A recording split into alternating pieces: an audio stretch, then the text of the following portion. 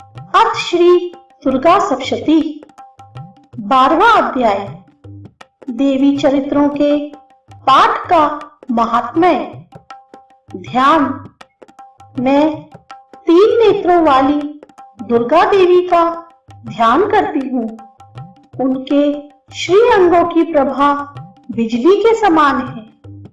वे सिंह के कंधे पर बैठी हुई भयंकर प्रतीत होती है। हाथों में तलवार और ढाल लिए अनेक कन्याएं उनकी सेवा में खड़ी हैं। वे अपने हाथों में चक्र, गदा, तलवार, ढाल, बाण, धनुष, पाश और तर्जनी मुद्रा धारण किए हुए हैं। उनका स्वरूप अग्निमय है तथा वे माथे पर चंद्रमा का मुकुट धारण करती हैं। देवी बोली, देवताओं, जो एकाग्रचित होकर प्रतिदिन इन स्तुतियों से मेरा स्तवन करेगा, उसकी सारी बाधा मैं निश्चय ही दूर कर दूंगी। जो मधु कैटभ का नाश, महिषासुर का वध तथा शुंभ निशुंभ के संहार के प्रसंग का पाठ करेंगे तथा अष्टमी, चतुर्दशी और नवमी को भी जो एकाग्रचित हो भक्ति पूर्वक मेरे उत्तम महात्म्य का श्रवण करेंगे, उन्हें कोई पाप नहीं छू सकेगा। उन पर पाप जनित आपत्तियां भी नहीं आएंगी। उनके घर में कभी दरिद्रता नहीं होगी तथा उनको कभी प्रेमी जनों के विक्षोभ का कष्ट भी नहीं भोगना पड़ेगा। इतना ही नहीं, उन्हें शत्रु से, लुटेरों से, राजा से, शस्त्र से, अग्नि से तथा जल की राशि से भी कभी भय नहीं होगा। इसलिए सबको एकाग्रचित होकर भक्ति पूर्वक मेरे इस महात्म्य को सदा पढ़ना और सुनना चाहिए। यह परम कल्याणकारक है। मेरा महात्म्य महामारी जनित समस्त उपद्रवों तथा आध्यात्मिक आदि तीनों प्रकार के उत्पातों को शांत करने वाला है। मेरे जिस मंदिर में प्रतिदिन विधि पूर्वक मेरे इस महात्म्य का पाठ किया जाता है, उस स्थान को मैं कभी नहीं छोड़ती। वहां सदा ही मेरा सन्निधान बना रहता है। बलिदान, पूजा, होम तथा महोत्सव के अवसरों पर मेरे इस चरित्र का पूरा पाठ और श्रवण करना चाहिए। ऐसा करने पर मनुष्य विधि को जानकर या बिना जाने भी मेरे लिए जो बलि, पूजा या होम आदि करेगा, उसे मैं बड़ी प्रसन्नता के साथ ग्रहण करूंगी। शरद काल में जो वार्षिक महापूजा की जाती है, उस अवसर पर जो मेरे इस महात्म्य को भक्ति पूर्वक सुनेगा, वह मनुष्य मेरे प्रसाद से सब बाधाओं से मुक्त तथा धन, धान्य एवं पुत्र से संपन्न होगा। इसमें तनिक भी संदेह नहीं है। मेरे इस महात्म्य, मेरे प्रादुर्भाव की सुंदर कथाएं तथा युद्ध में किए हुए मेरे पराक्रम सुनने से मनुष्य निर्भय हो जाता है। मेरे महात्म्य का श्रवण करने वाले पुरुषों के शत्रु नष्ट हो जाते हैं। उन्हें कल्याण की प्राप्ति होती है तथा उनका कुल आनंदित रहता है। सर्वत्र शांति, कर्म में बुरे स्वप्न दिखाई देने पर तथा ग्रह जनित भयंकर पीड़ा उपस्थित होने पर मेरा महात्म्य श्रवण करना चाहिए। इससे सब विघ्न तथा भयंकर ग्रह पीड़ाएं शांत हो जाती हैं और मनुष्यों द्वारा देखा हुआ दुस्वप्न शुभ स्वप्न में परिवर्तित हो जाता है। बाल ग्रहों से आक्रांत हुए बालकों के लिए यह महात्म्य शांति कारक है तथा मनुष्यों के संगठन में फूट होने पर यह अच्छी प्रकार मित्रता कराने वाला होता है। यह महात्म्य समस्त दुराचारियों के बल का नाश कराने वाला है। इसके पाठ मात्र से राक्षसों, भूतों और पिशाचों का नाश हो जाता है। मेरा यह सब महात्म्य मेरे समीप्य की प्राप्ति कराने वाला है।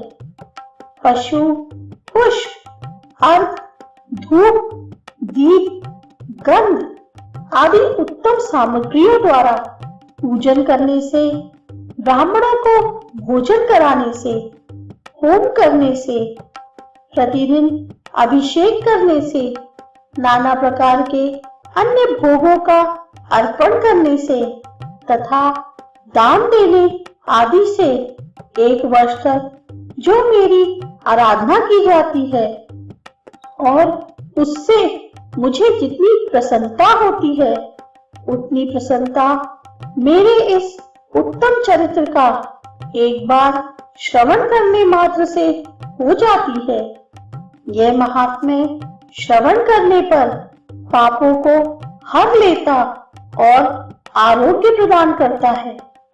मेरे प्रादुर्भाव का कीर्तन समस्त भूतों से रक्षा करता है तथा मेरा युद्ध विषयक चरित्र दुष्ट दैत्यों का संहार करने वाला है। इसके श्रवण करने पर मनुष्यों को शत्रु का भय नहीं रहता। देवताओं, तुमने और ब्रह्मर्षियों ने जो मेरी स्तुतियां की हैं तथा ब्रह्मा जी ने जो स्तुतियां की हैं वे सभी कल्याणमयी बुद्धि प्रदान करती हैं। वन में, सूने मार्ग में अथवा दावानल से घिर जाने पर, निर्जन स्थान में लुटेरों के दाव में पड़ जाने पर या शत्रुओं से पकड़े जाने पर अथवा जंगल में सिंह, व्याघ्र या जंगली हाथियों के पीछा करने पर, कुपित राजा के आदेश से वध या बंधन के स्थान में ले जाए जाने पर अथवा महासागर में नाव पर बैठने के बाद भारी तूफान से नाव के डगमग होने पर और अत्यंत भयंकर युद्ध में शस्त्रों का प्रहार होने पर अथवा वेदना से पीड़ित होने पर, किंबहुना सभी भयानक बाधाओं के उपस्थित होने पर जो मेरे इस चरित्र का स्मरण करता है वह मनुष्य संकट से मुक्त हो जाता है। मेरे प्रभाव से सिंह आदि हिंसक जंतु नष्ट हो जाते हैं तथा लुटेरे और शत्रु भी मेरे चरित्र का स्मरण करने वाले पुरुष से दूर भागते हैं। ऋषि कहते हैं, यो कहकर प्रचंड पराक्रम वाली भगवती चंडिका सब देवताओं के देखते देखते वही अंतर्धान हो गई। फिर समस्त देवता भी शत्रुओं के मारे जाने से निर्भय हो पहले की ही भांति यज्ञ भाग का उपभोग करते हुए अपने अपने अधिकार का पालन करने लगे। संसार का विध्वंस करने वाले महाभयंकर अतुल पराक्रमी देव शत्रु शुंभ तथा महाबली निशुंभ के युद्ध में देवी द्वारा मारे जाने पर शेष दैत्य पाताल लोक में चले आए।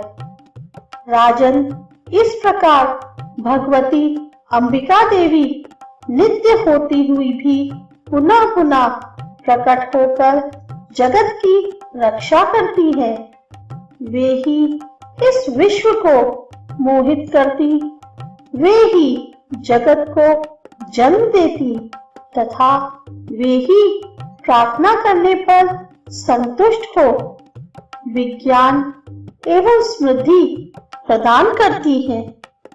राजन, महाप्रलय के समय महामारी का स्वरूप धारण करने वाली वे महाकाली ही इस समस्त ब्रह्मांड में व्याप्त है। वे ही समय समय पर महामारी होती और वे ही स्वयं अजन्मा होते हुए भी सृष्टि के रूप में प्रकट होती है। वे सनातनी देवी ही समयानुसार संपूर्ण भूतों की रक्षा करती है। मनुष्य के अभ्युदय के समय वे ही घर में लक्ष्मी के रूप में स्थित हो उन्नति प्रदान करती है और वे ही अभाव के समय दरिद्रता बनकर विनाश का कारण होती है। पुष्प, धूप और गंध आदि से पूजन करके उनकी स्तुति करने पर वे धन, पुत्र, धार्मिक बुद्धि तथा उत्तम गति प्रदान करती है।